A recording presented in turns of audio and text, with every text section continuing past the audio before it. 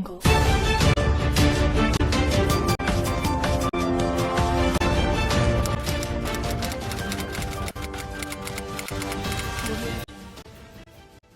veces hacemos uso de la palabra participación ciudadana o la escuchamos frecuentemente, pero ¿entendemos realmente qué es la participación ciudadana?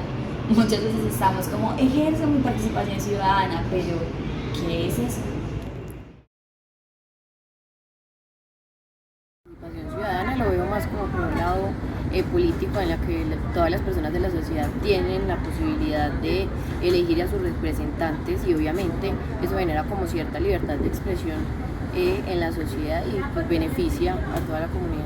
La participación ciudadana es la acción que hace uno como ciudadano inmiscuirse quizás un poco en las decisiones públicas, en las cosas que afectan a toda una comunidad. Y eso se puede, ya hablando de participación ciudadana, habla más de algo estatal, pero sería más que todo la acción de participar en elecciones y en general como presupuestos participativos y otras acciones parecidas. Los artículos consagrados 1 y 2 de la Constitución Política se proclaman que Colombia es un Estado social de derecho, participativo, democrático y pluralista, que busca incentivar la democracia por medio de procesos de interacción entre la administración y la comunidad, donde se busque una participación ciudadana en todos los temas que competen. Bueno, participación ciudadana es participar en X o Y eventos de la ciudad de Medellín, en el cual vivimos, representando de pronto una universidad, un colegio, digamos en el folclore, en el baile, en X o Y eventos que pasan acá en la ciudad de Medellín. Se puede decir que la participación ciudadana es un proceso social, ya que es el resultado de individuos y grupos en busca de determinadas metas en función de ciertos intereses en el contexto de las relaciones sociales y de poder. La participación es ejercida por todos los ciudadanos, ya que son estos los que hacen uso de mecanismos formales e informales para la intervención, como por ejemplo en políticas públicas o en proyectos de planeación de la ciudad.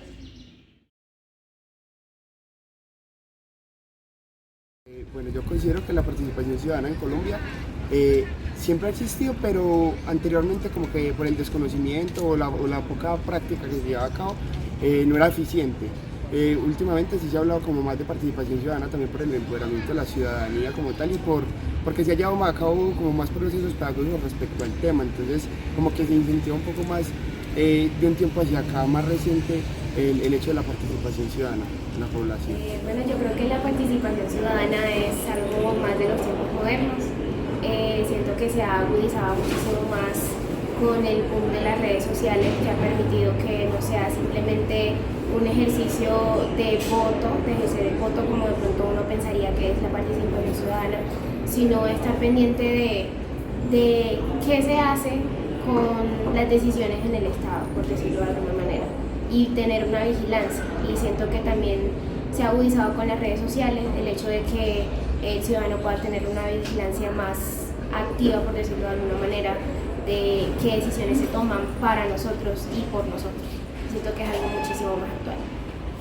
Dando un poco de contexto histórico, para 1889, durante la presidencia de Virgilio Barco, estaba negociando el Tratado de Paz con la guerrilla M-19.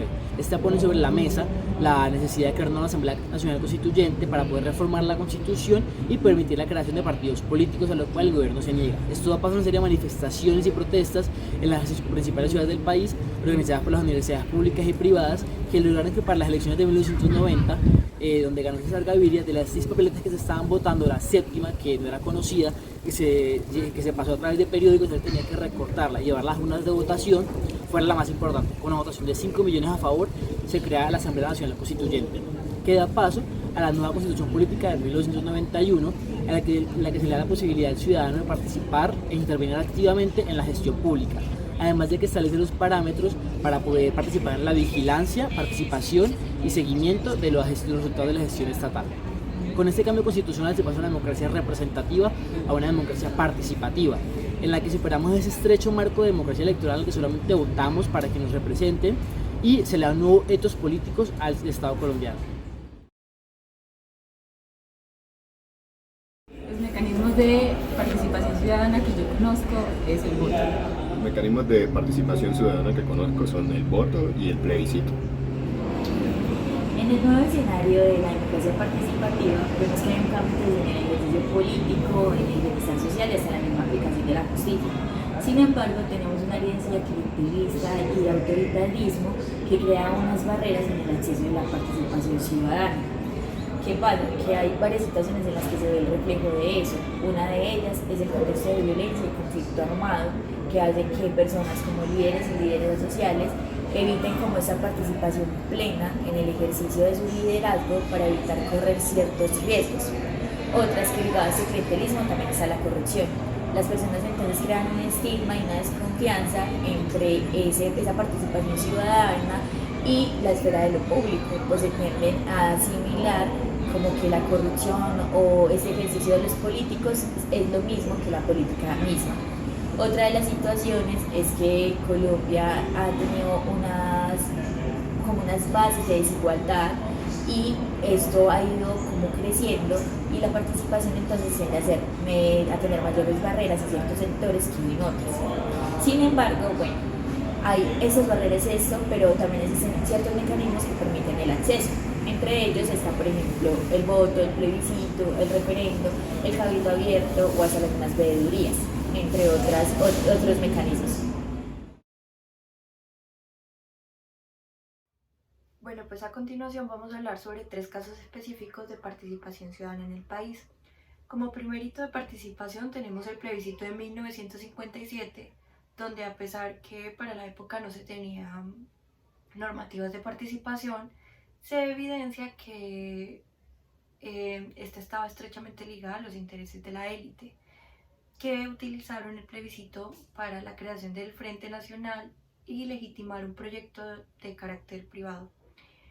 Como segundo hito tenemos el movimiento de la séptima papeleta, un movimiento de jóvenes estudiantes de varias universidades de Bogotá en 1989 que buscaban soluciones creativas para la crisis que venía enfrentando el país a causa del narcoterrorismo. Este mismo movimiento da lugar a la creación de la Constitución de 1991, una constitución progresista que pauta las normativas de participación ciudadana en el país. Como tercer hito tenemos el paro nacional del 2021, donde los jóvenes del país desafiaron la contingencia por la pandemia y tomaron las calles para expresar ese malestar general que se venía gestando a raíz de la violencia estatal, la crisis sanitaria y económica, y además de la reforma tributaria que el gobierno de ese año quería implementar, una reforma que se puede catalogar como injusta e inhumana teniendo en cuenta la coyuntura por la que estaba atravesando el país.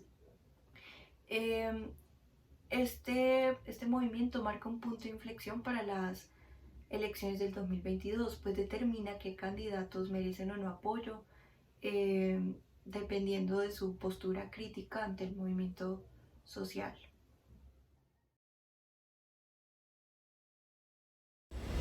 Bueno, la importancia que yo veo en la participación ciudadana es que la misma ciudadanía esté consciente y tenga acción o apto en lo que sucede con la sociedad de por sí.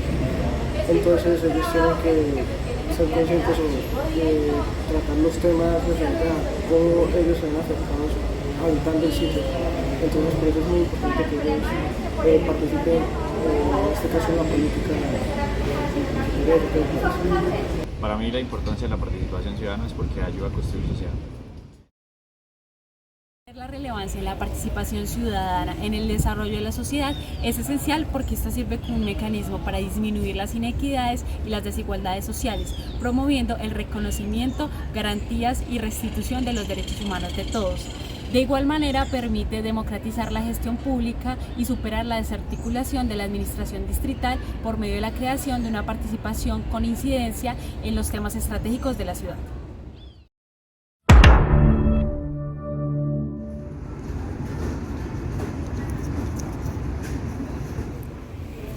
Pero espere. En los artículos... ¡Parce!